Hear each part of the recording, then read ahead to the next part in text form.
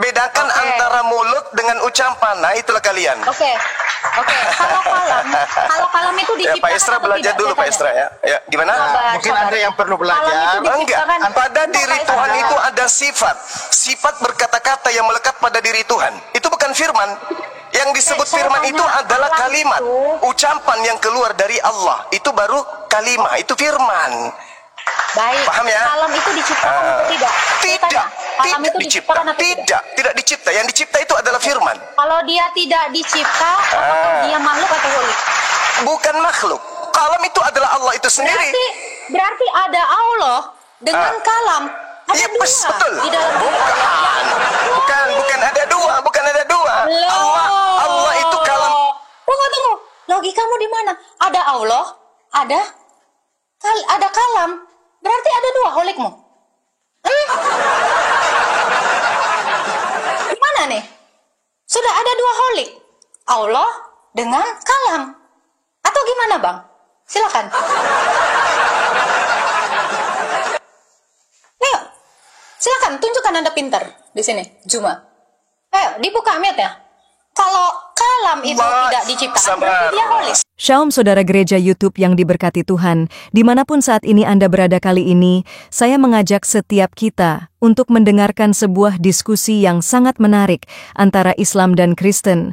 Banyak orang-orang Islam yang bertanya tentang keimanan di dalam kekristenan. Namun sebaliknya, pada saat saudara kita dari Islam ditanya tentang imannya, seringkali yang timbul adalah mereka tidak bisa menjawab dengan dalil, bahkan cenderung untuk emosi. Untuk itu mari Bapak Ibu Saudara yang terkasih dan dikasihin Tuhan, kita saksikan debat ini agar setiap kita semua dicerahkan dan diberkati, bahkan dihibur melalui debat yang sebentar kita saksikan bersama-sama. Mari kita saksikan video berikut ini. Baru kau urus firman. Nih ada Bang Juma nih, Pak Esra nih. Iya. Bang Juma. Iya. Masya Allah. Iya. Gimana kabarnya Adinda? Baik. Oke, ini yang mengatakan firman bukan ciptaan itu konsep dari mana? Pak Esra tolong bicara dong. Buktikan bahwa firman bukan ciptaan dong. Nah, kalau firmannya Allah ya, kalau firman ciptaan berarti pernah ada saat di mana Allah nggak punya firman. Ada saat di mana Allah itu, ini kalau bisa yang tertawa itu nggak usah. Sabar. Kalau firman pernah diciptakan, berarti ada saat di mana firman pernah tidak ada, berarti Allahnya bisu. Oh, bukan begitu. Pada saat Allah itu, ini kenapa kayak Komal pelawak ya? Ada saat di mana Allah itu ada saat di mana Allah itu berdiri sendiri. Pada saat Allah berdiri sendiri, belum ada ciptaan. Ketika Allah hendak menciptakan, mengadakan ciptaan, baru Allah itu berfirman. Bukan Allah. Dengan apa Allah menciptakan firman-Nya? Saya tanya. Dengan bisa, apa Allah menciptakan firman-Nya? Boleh baca Yesaya 55 nomor 11 boleh? Dengan apa Allah menciptakan firman-Nya? Saya tanya. Yang mau saya tatar duluan siapa nih? Pak Esra atau si Agatha nih? Saya aja langsung. Oke. Pak Esra belajar dulu di bawah ya. Oke, baik. Pada saat Allah ingin menciptakan, maka Allah berfirman. Mazmur 33 dengar. Dengan berkata, dengan sifat yang dimiliki yang melekat pada diri Allah. Allah Maha mencipta. Dengan cara mencipta, dengan cara berfirman yang disebut kalam. Apa yang digunakan Allah? Tapi diam dulu. Dengan sifat apa Allah mencipta? Kalam. Sifat yang melekat pada diri Allah itu kalam. Itu firman kan? Gimana? Itu firman kan? Oh, beda. Kalam itu sifat, yang disebut firman itu kalimah. Bedakan antara mulut dengan ucapan. Nah, itulah kalian. Oke. Kalau kalam itu diciptakan. Pak Esra belajar dulu, Pak Esra ya. Ya, gimana? Mungkin ada yang perlu belajar. Enggak. Pada diri Tuhan itu ada sifat berkata-kata yang melekat pada diri Tuhan. Itu bukan firman. Yang disebut firman itu adalah kalimat, ucapan yang keluar dari Allah. Itu baru kalimat, itu firman. Baik. Paham ya? Kalam itu diciptakan atau tidak? Tidak dicipta. Yang dicipta itu adalah firman. Kalau dia tidak dicipta, apakah dia makhluk atau holik? Bukan makhluk. Kalam itu adalah Allah itu sendiri. Berarti ada Allah dengan kalam. Ada Iya, dua betul. di dalam diri Allah. Bukan ada dua, bukan ada dua. Allah itu kalam. Tunggu. Logikamu di mana? Ada Allah, ada kalam. Berarti ada dua holikmu. Gimana nih? Sudah ada dua holik. Allah dengan kalam. Atau gimana, Bang? Silakan. Ayo. Silakan tunjukkan Anda pintar di sini, Juma. Ayo, dibuka ayatnya. Kalau kalam itu tidak diciptakan, berarti dia holik. Sabar. Dengarkan saya. Kalau status belajar itu diam, banyak mendengar. Oke? Allah memiliki sifat maha pencipta, maha kuasa, maha berkata. Itu melekat pada dirinya. Bukan pribadi baru di luar dirinya. Yang pribadi baru itu firman. Oke, kalam sama nggak dengan Allah? Sama. Kalam sama dengan Allah? Sama, yes. Kalau kalam sama dengan Allah, berarti Allah tidak statu, tidak. Gimana ceritanya? Kalam adalah Allah, Allah adalah kalam. Yang bukan Allah itu firman, kalimah. Belajar, kalian belajar. Oke. Kalian belajar. Belajar sama Bang Suma, biar pintar kalian. Allah. Oke, thank you siapa ya bilang kalam teman-teman ya. bukan Allah? Ternyata Allah adalah kalam. Ternyata Allah adalah kalam. Gitu ya, Bro ya? Thank you loh. Saya baru tahu Allah adalah sifat. Makanya statusnya belajar. Bedakan kalam dengan kalimah. Saya tanya dulu. Saya tanya. Kalam dengan kalimah sama enggak? Kalam dengan kalimah sama enggak? Mulai bingung kan? Mulai bingung. Kalam dan kalimah sama enggak? Antara mulut dan perkataan sama enggak? Sama.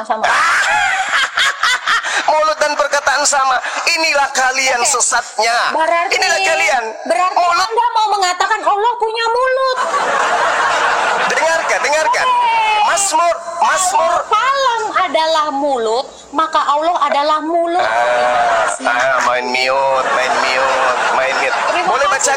Boleh bacakan Yesaya 55 nomor 11? Boleh bacakan? Oh, jangan lari dong. Ternyata Boleh Juma bacakan mengatakan Allah Yesaya 55 nomor 11? Boleh bacakan saya? kalam. Sabar, jangan lari dong, Bang Bacakan Juma. atau Anda bacakan Matius 4. Anda jangan biasakan lari. Jadi dari statement Juma, kalian tadi rekam ya, Juma mengatakan Allah adalah mulut. Karena mulut adalah kalam. Ya, Allah adalah kalam, Allah adalah mulut, Allah adalah sifat. Thank you Juma. Gitu ya. Silakan.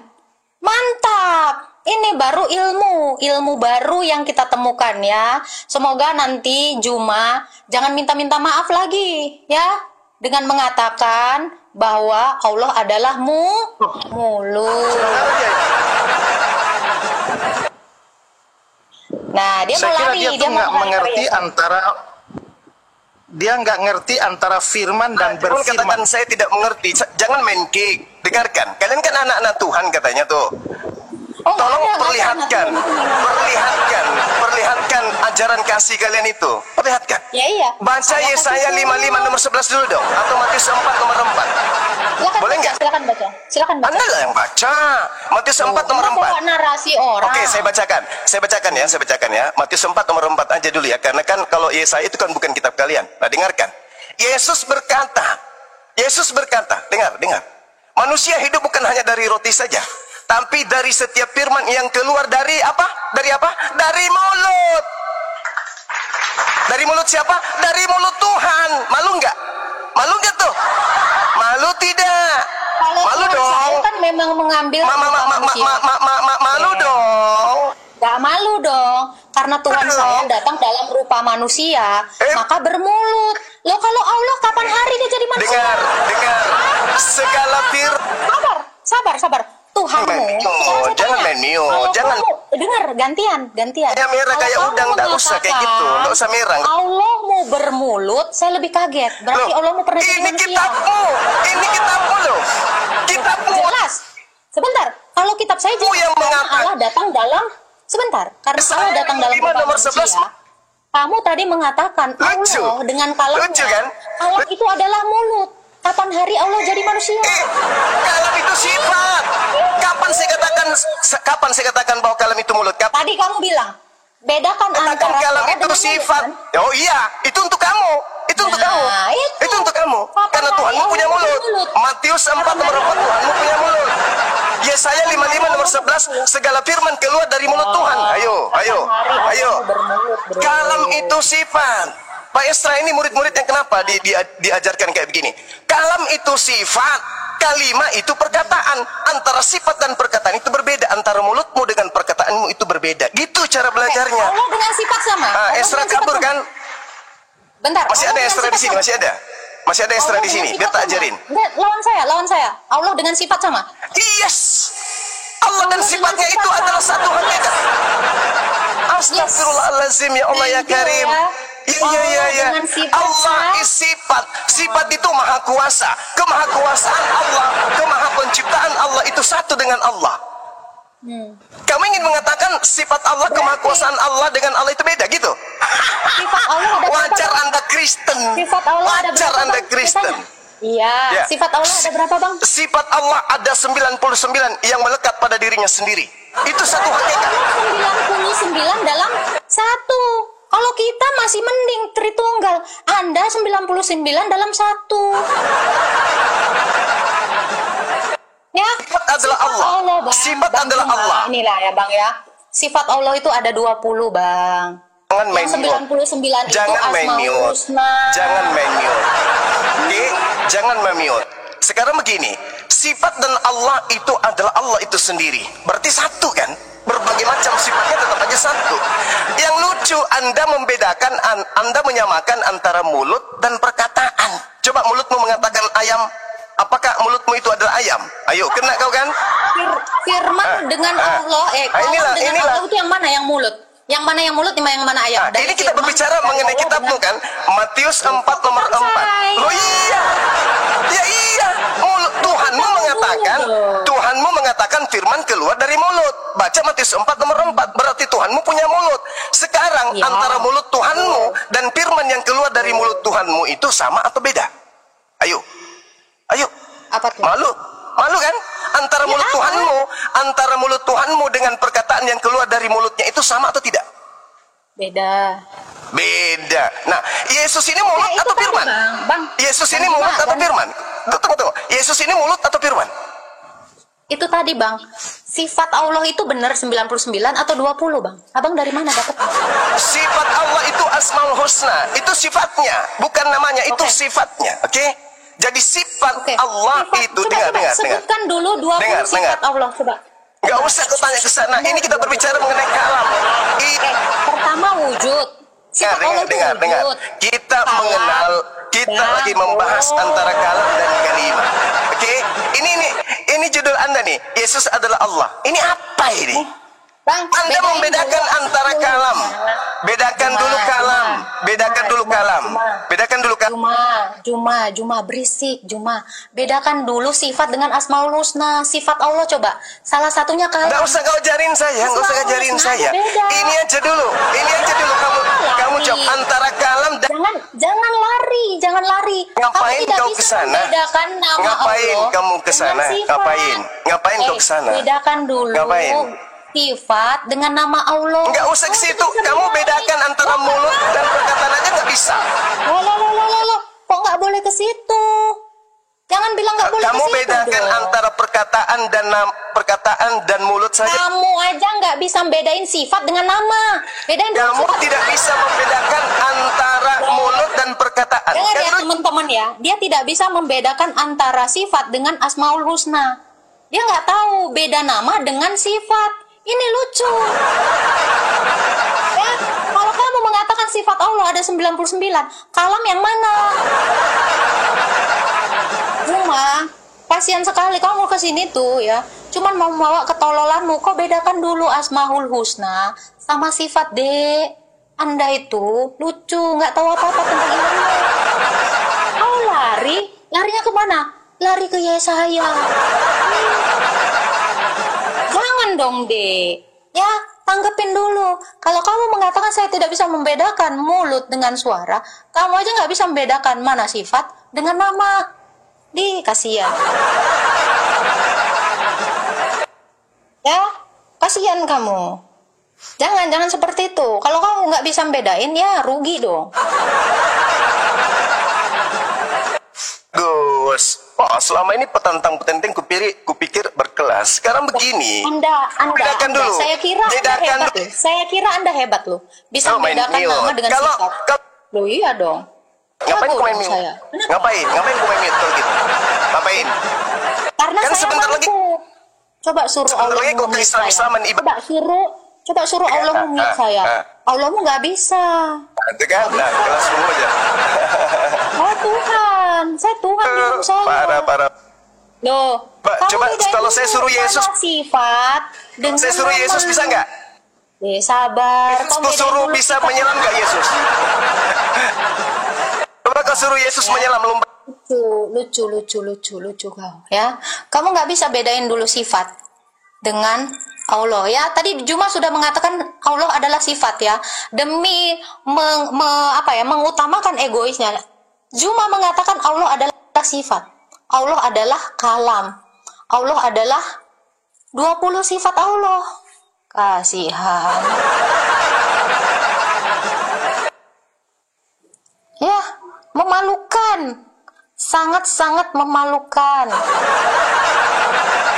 Tolong ya, semua yang mengaku pengikutnya Juma, ajarin dulu Juma 20 sifat Allah ya. Mulai dari wujud, qidam, bako disuruh hafal.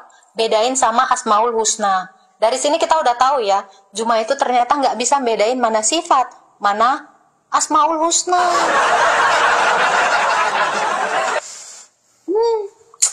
Kasian Juma. Lu cuman ke room gua minta koin, percuma. Ya, jadi itu ya kesimpulannya, Allah itu adalah 99 tunggal. 99 in one. Karena Juma mengatakan sifat Allah 99. Thank you. Kita lihat poinnya ya, teman-teman ya. Orang-orang botol kayak gitu tuh ngapain diagung-agungkan? Malah 376 orang bilang ya 99 in one. Kita masih Tritunggal, dia 99 in one. Mantap. Juma, masa kau sih sama gua, jadi satpam aja dia. Jadi satpam dong. Juma nggak asik. Kasihan. Keren ya, ini ada 567, berapa? 580 orang, 99 in one. Apa yang kamu merepek ini? Apa kemerepek? Baru-baru ini ada satu perdebatan Yesaya 53. Apakah itu digenapi dengan datangnya Yesus ataukah tidak? Nah, yang mau perdebatkan ini bukan orang Kristen sama Kristen yang percaya kitab Yesaya, atau Kristen sama Yahudi yang percaya sama-sama dengan kitab Perjanjian Lama, termasuk kitab Yesaya. Saya berpikirlah ini untuk apa? Mereka tidak percaya. Maka kemudian saya memberikan contoh bagaimana sikapnya orang Islam terhadap orang Yahudi dan Kristen, dan bagaimana sikapnya orang Kristen terhadap Yahudi dan Islam, dan sikapnya orang Yahudi terhadap Islam dan Kristen. Kan adil toh? Yang pertama-tama, kalau setiap agama itu kan memandang orang lain salah di luar dirinya kan nggak apa-apa juga. Dia memilih itu.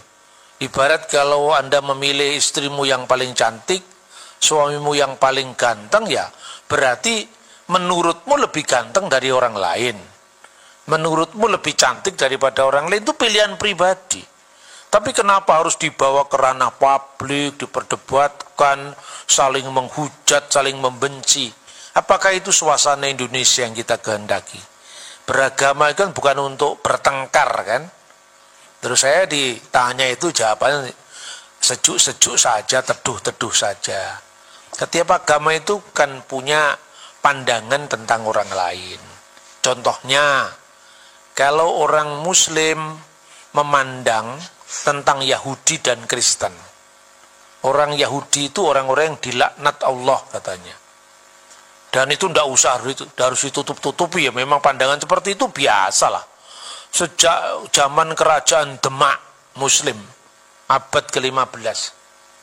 Itu sudah ada terjemahan dari naskah Jawa yang judulnya Kerupak Firara. Nah, naskah itu sudah ada sebelum munculnya buku yang berjudul Headbook van Bunang, Ajaran Sunan Bunang. Itu kira-kira tahun 1500 awal sampai pertengahan ya. Ditulis bahwa dalam Kerupak Firara itu sopo sing diarani wong sing dimurkai karo Gusti, yaitu orang-orang Yahudi. Karena terjemahan dari teks Al-Qur'an. Ghairil maghdubi alaihim, bukan orang-orang yang kau murkai, lalu ditafsirkan yoiku dalane wong Yahudi. Itu dari bahasa Arab sebetulnya wahumul Yahud, yaitu orang-orang Yahudi. Waladolin, dan bukan jalannya orang yang sesat, yoiku dalane wong Nasoro kang nyimpang soko ajaran Islam. Ya tidak apa-apa. Wahumun nasara alladzina dolu anil Islam. Saya ditanya itu biasa, saya mau biasa membaca naskah-naskah kuno. Oh, ini pandangan Islam pada waktu itu tentang Yahudi yang dilaknat Allah, Kristen yang sesat, ya biasa aja. Wong kita tidak mengaku sesat, biar aja orang lain menyebut sesat, ya kan? Nah, sekarang pandangan orang Yahudi terhadap Kristen dan Islam bagaimana? Lalu saya bacakan semua, kalau saya bicarakan ada datanya. Orang Yahudi memandang orang Kristen itu memiliki Taurat yang sama. Jadi kita ini adalah saudara satu Taurat. Nah, zaman Yesus sendiri orang Yahudi itu kan terpecah-pecah jadi berbagai macam aliran kan. Yang pertama orang Saduki. Saduki itu adalah orang-orang yang menguasai imam-imam besar di bait suci. Rentetan imam yang besar itu biasanya dikuasai kelompok Saduki. Nah, kelompok Saduki itu akhirnya punah. Kenapa? Karena biasanya dia punya kerjaan itu imam-imam, penguasa bait suci. Begitu bait suci dihancurkan oleh Jenderal Titus, kehilangan pekerjaan. Punah akhirnya. Yang kedua, kelompok Parisi. Ini saya cerita sejarah dulu, sebelum kita membaca ayat ya. Kelompok Parisi itu adalah kelompok yang mengaku diri sebagai penafsir Taurat. Kira-kira identitasnya, kalau orang Saduki hanya Taurat, Torah only. Tidak percaya dengan selain Taurat. Makanya karena dia tidak membaca kitab nabi-nabi, tidak membaca Mazmur, tidak membaca kitab-kitab yang lain, dan kitab Taurat itu kan terdiri dari 5 bagian. Kejadian, Keluaran, Imamat, Bilangan, Ulangan. Di situ kan tidak ada gambaran surga, gambaran neraka eksplisit kan nggak ada. Bahkan kalau misalnya seorang meninggal, misalnya Ishak meninggal, lalu dikumpulkanlah kepada para bapa leluhurnya. Itu artinya harapan akan kebangkitan. Lah orang Parisi melihatnya harafiah. Ya mati ya sudah mati, dikubur bersama leluhurnya. Maka orang Saduki tidak percaya dengan kebangkitan orang mati. Lalu Yesus mengatakan, Allah Abraham, Ishak dan Yakub adalah bukan Allah yang mati, tapi Allah yang hidup. Lah kenapa? Karena dari Abraham dikenangkan kepada putranya Ishak, diajarkan kepada putranya Yakub. Kalau dia mati, bagaimana ada mengabadikan yang lalu-lalu? Kita ini kadang-kadang secara tidak sadar, sebetulnya kita itu nggak ada orang yang namanya ateis. Contoh, orang ateis tidak perlu percaya pada hari akhir, tidak percaya dengan surga, tidak percaya dengan neraka kan, termasuk saksi Yehova itu tidak percaya dengan neraka. Tapi enaknya sendiri dia percaya surga. Itu saksi Yehova itu. Neraka itu tidak ada. Sebenarnya ketika orang merasa tidak mengakui keabadian, terus pernah ada orang mau bikin patungnya Lenin. Lenin tahu, tokoh komunis di Rusia, di Uni Soviet waktu itu. Terus ada orang bertanya, Tuhan, untuk apa patung ini dibuat? Bukankah Lenin sudah mati? Kan orang komunis kan kebanyakan ateis, tidak percaya Tuhan itu ada. Bukankah Lenin sudah mati? Bukankah Karl Marx sudah mati? Oh enggak, kita hanya mengabadikan kenangan atasnya. Ayo perhatikan, mengabadikan. Secara tidak sadar, dia percaya tentang yang abadi. Makanya pernah ada seorang filosof ateis, ngakunya waktu dia hidup. Karena dia masih sehat, ya, masih bisa makan sate kambing sebanyak-banyaknya. Orang lupa bahwa manusia itu dilanda kerentaan akhirnya. Dia memproklamirkan Allah sudah mati, katanya Friedrich Nietzsche. Tapi di akhir hidupnya, ketika teman-teman seangkatnya sudah pada lewat, sudah pada berangkat ke alam sana, dia tidak punya teman dialog. Lalu dia mengeluh. Kepada siapa keluhannya? Teman sejawatnya tidak ada. Dia berdoa dengan doa yang mengharukan, meskipun dia tidak mau disebut doa.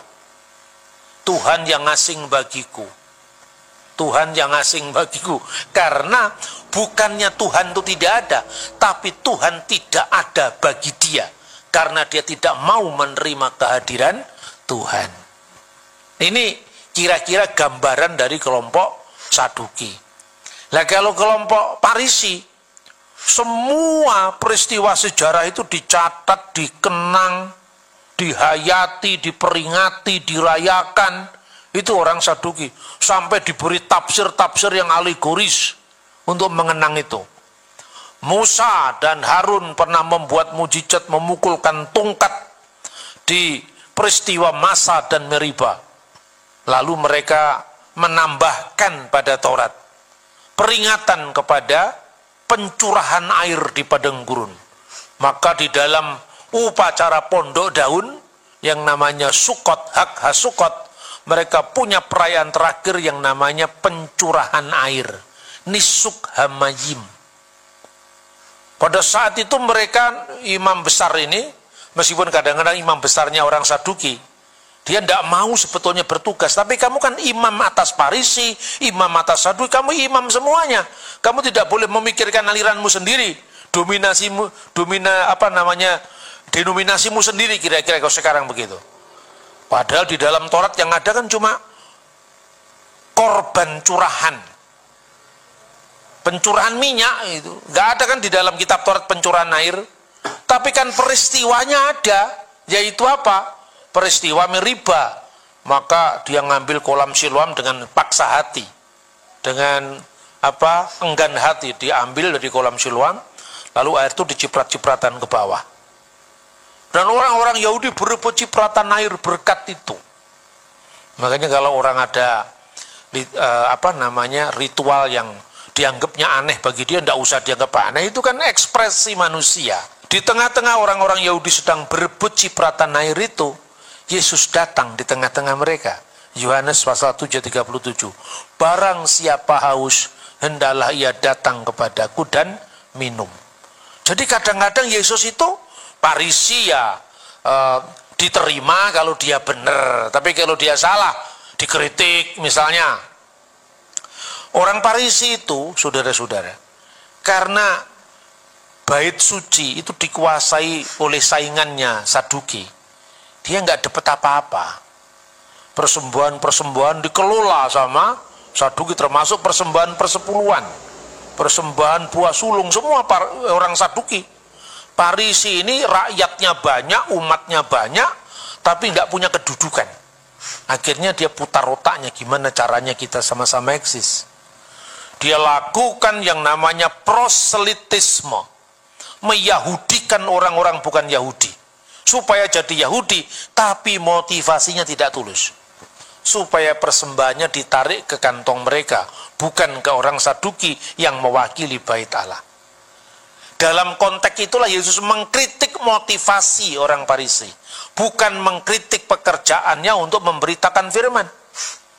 Celakalah engkau ya ahli Taurat dan orang-orang Parisi, engkau mengarungi lautan, menjelajahi daratan hanya untuk menobatkan satu orang ke dalam agamamu. Setelah dia bertobat, kamu buat dia menjadi orang neraka yang lebih jahat dari kamu sendiri. Itu kritikan terhadap orang Parisi. Jadi Yahudi itu tidak satu sejak dulu. Ketika bait Allah itu hancur, saudara-saudara, kelompok Parisi ini sadar bahwa dia tidak punya bait Allah lagi. Lah, kelompok Parisi ini punya pengikut banyak masa rakyat, itu namanya kaum Selot. Selot itu kelompok revolusioner. Nah, makanya golongan-golongan Yahudi itu banyak. Kaum Selot itu aspirasinya bagaimana? Kami ingin menunggu Mesias politik. Mesias yang bisa membebaskan kami dari penindasan Roma. Kira-kira seperti itu. Aspirasinya itu. Makanya mereka menolak Yesus. Karena Yesus itu tidak bisa diharapkan. Dia bukan Mesias politik pembebas. Malah dia mengatakan kerajaanku bukan dari dunia ini. Mereka menyambut Yesus ketika Yesus memasuki dari Betfage menuju ke Yerusalem. Dielu-elukan dengan daun palma. Hosana sang putra Daud, besok salibkan dia karena nggak cocok dengan harapannya. Ini kebanyakan orang Parisi. Lalu orang-orang Selot ini melakukan pemberontakan terhadap Roma. Ini khotbah jarang kalau cerita sejarah ya. Tapi kalau saya khotbah cerita sejarah supaya Anda tahu ayat ini, kalau mau diputer-puter orang tidak bisa muter-muter lagi. Kita tahu sejarahnya. Kemudian orang-orang Selot ini melakukan pemberontakan. Nah, pemberontakan ini yang disebut perang Yahudi pertama. Berakhir dengan apa? Runtuhnya bait suci oleh Jenderal Titus. Orang Yahudi mengenang itu yang namanya Tis'a B'Av, tanggal 9 bulan Ab. Itu kira-kira 5 Agustus tahun 70 Masehi. Yesus sudah menubuatkan tidak satupun batu terletak di atas batu yang lain, semua akan diratakan. Dan kenyataan kan?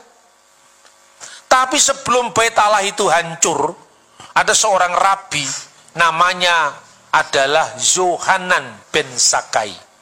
Rabi ini sadar, wah sebentar lagi kita tidak punya kebanggaan. Sebentar lagi kita tidak punya bait suci. Sebentar lagi kita tidak ada upacara korban penebusan dosa. Tidak ada upacara korban binatang. Tidak ada Yom Kippur, kan begitu kan? Dia sadar, mengutus rabi bawahannya, Eliezer Hyrcanus namanya. Kamu datang kepada perwakilan Roma. Kita mau damai. Mohonlah pengampunan. Kita pasti akan kalah. Sebentar lagi bait Allah ini akan hancur. Maka Hyrcanus itu datang dan diterima oleh perwakilan Roma. Apa yang ingin kamu kehendaki? Saya ingin punya sebuah kota Yahudi yang jauh dari hingar-bingar politik kota Yerusalem. Kami tahu kami akan kalah. Kami tahu kami akan kehilangan bait Allah. Lalu diberikan kota yang namanya Yamnia atau Yapni, sekarang dekat kota Tel Aviv. Disitulah Yahudi ini menjadi Yahudi reformasi. Yahudi tanpa bait Allah, Yahudi tanpa korban, Yahudi tanpa tabut perjanjian, Yahudi tanpa perayaan-perayaan besar, hanya perayaan-perayaan doa di luar bait Allah, sehingga pusat ibadahnya tidak lagi di bait Allah, tapi di setiap sinagogi, rumah ibadah di seluruh dunia. Itu sejarahnya. Lah, orang Yahudi yang sekarang bertahan itu dari Parisi ini, saudara-saudara. Makanya Kristen jangan minder. Yahudi aja tidak percaya Yesus, tahu sejarahnya dulu. Yahudi yang mana? Inilah orang-orang Yahudi yang disebut Yahudi Rabinik. Dari zamannya Rabi Eliezer tadi, atau Rabi Yohanan bin Zakkai tadi seniornya. Lalu muncullah Rabi Akiba. Perang Yahudi kedua. Tahun 135, Yerusalem benar-benar dihabiskan, diratakan. Lalu dibuat patung besar Jupiter di atas bekas reruntuhan bait suci.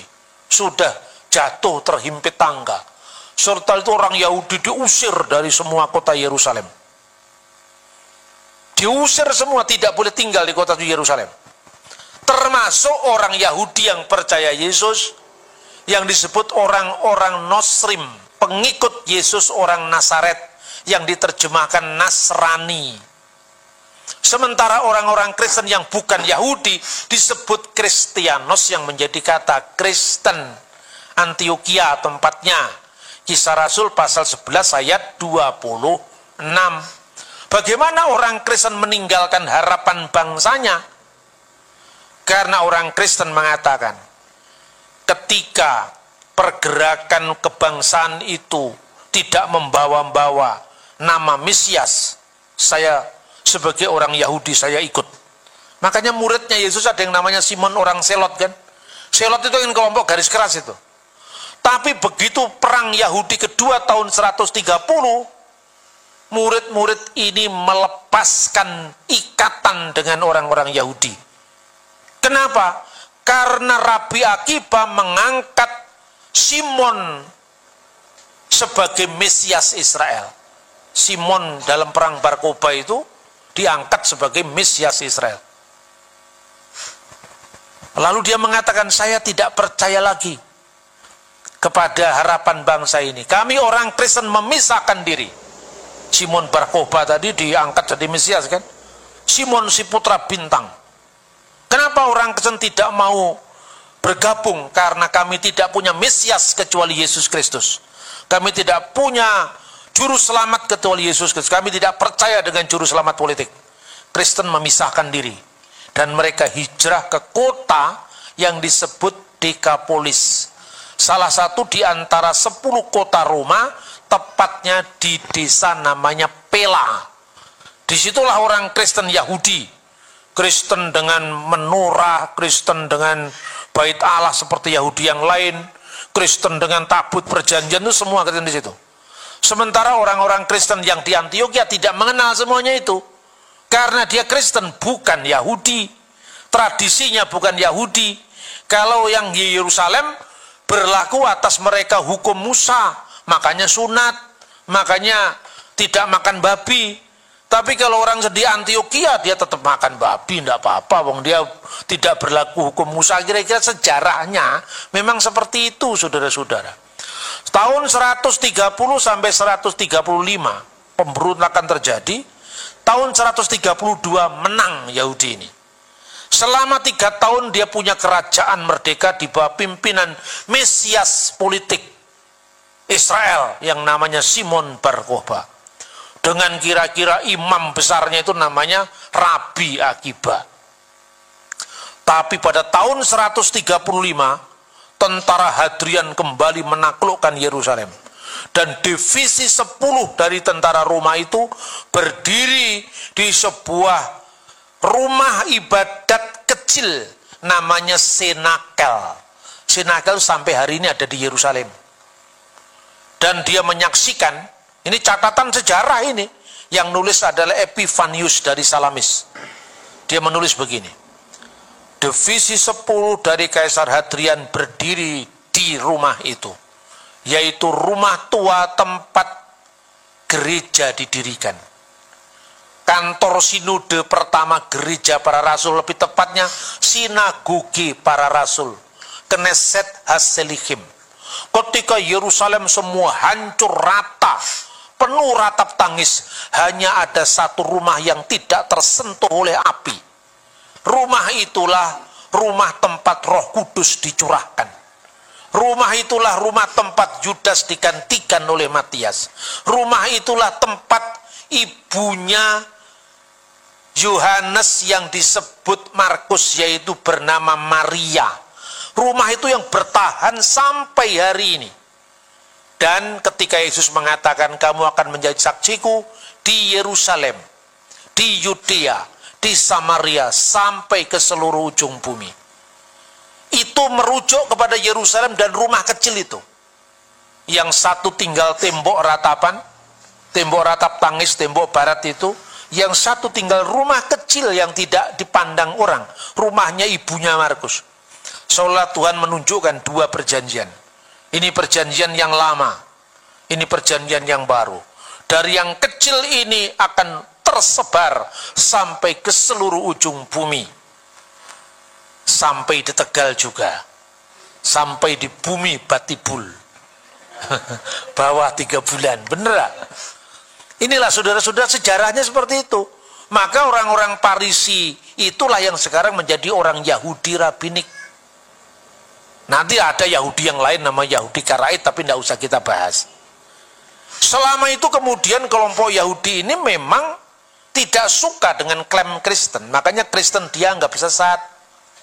Tapi apapun orang Yahudi memandang Kristen, mereka tetap mengatakan kamu saudara satu Taurat. Tapi sayangnya kamu nafsirnya keliru.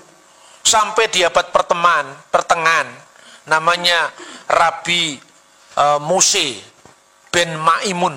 Rabi Mose ben Maimun, disingkat Rambam. Dia mengatakan dalam salah satu literatur bukunya itu, namanya adalah Respon Rabi Mose ben Maimun. Dia mengatakan, diperbolehkan bagi kalian mengajarkan misfot kepada orang-orang Muslim, kepada orang-orang Kristen, dengan harapan mereka bisa ditarik kepada iman kita yang benar. Berarti iman kita dianggap salah. Tapi tidak boleh kamu mengajarkan hukum-hukum ini kepada orang Muslim, katanya. Karena apa? Karena kepercayaan mereka itu bahwa Taurat tidak asli berasal dari Tuhan. Mereka menuduh Taurat kita sudah dipalsukan. Maka ketika mereka mencari ayat-ayat ini dan menguntungkan mereka, mereka akan menafsirkan menurut keinginan mereka. Tapi apabila tidak cocok, mereka akan menuduh Taurat kita palsu.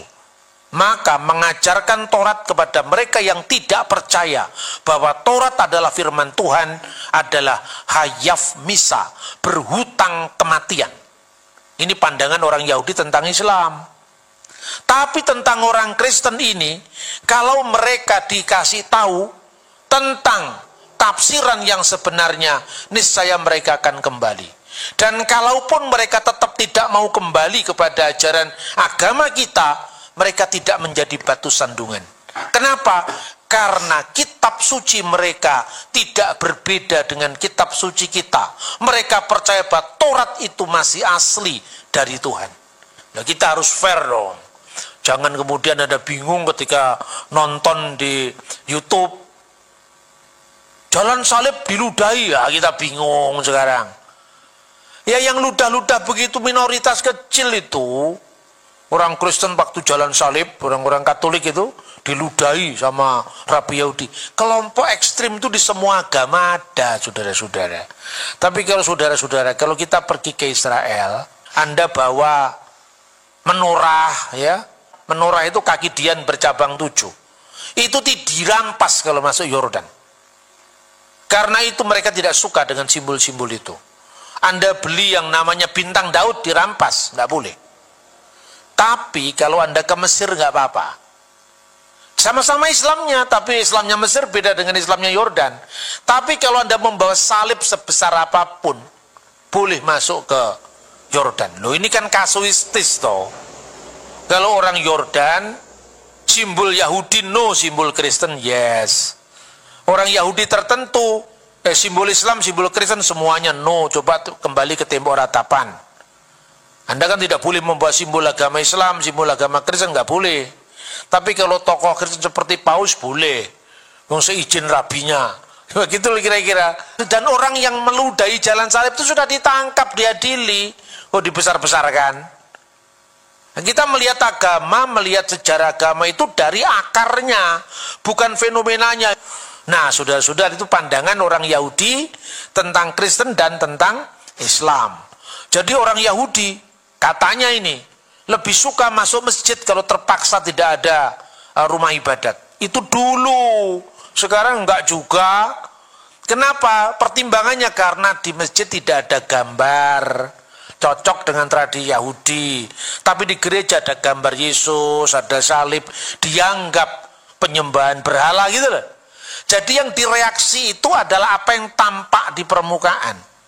Tapi 60 rabi-rabi Yahudi menandatangani deklarasi tahun 2017, judul deklarasinya melakukan kehendak Bapa Surgawi, mengakui Kristen tidak menyembah berhala. Itu kan perkembangan.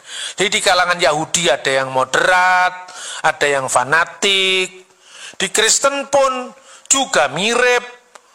Ada yang menghadapi Islam itu seperti musuh besarnya. Ada yang sahabat lah, beda ya beda. Tapi tidak usah dipertengkarkan. Bagi kita gimana pandangan kita tentang Yahudi, tentang Islam? Boleh dong. Kita dipandang Yahudi sebagai salah menafsirkan Taurat, ya nggak apa-apa. Ya, maka kalau kita memandang orang lain juga jangan disalahkan. Bagi kita orang Kristen, orang Yahudi saudara satu Taurat. Sama dengan orang Yahudi memandang Kristen. Karena kitabnya Yahudi itu sama dengan kitab kita Alkitab ini. PL-nya saja, PLPB-nya dia tidak percaya. Perjanjian lamanya dia percaya, itu Yahudi. Dua agama berpisah 2000 tahun, kitab sucinya masih sama, apa bukan keajaiban dunia itu? Nah itulah sebabnya orang Kristen juga punya pandangan tentang Yahudi. Yahudi itu saudara kita. Ya, itulah diskusi yang sudah kita dengarkan bersama-sama. Tentunya, setiap kita semua sudah diberkati melalui diskusi tersebut. Bapak, Ibu, Saudara yang dikasihi Tuhan, kebenaran itu hanya satu. Kebenaran itu tidak ada dua, saudara. Kebenaran hanya satu, dan kebenaran itu akan membela dirinya sendiri, walaupun banyak orang menggugat, walaupun banyak orang menyangkal. Namun ingat bahwa kebenaran itu akan muncul, dan kebenaran itu akan menyatakan dirinya sendiri, siapa itu yang sebenarnya kebenaran yang sejati.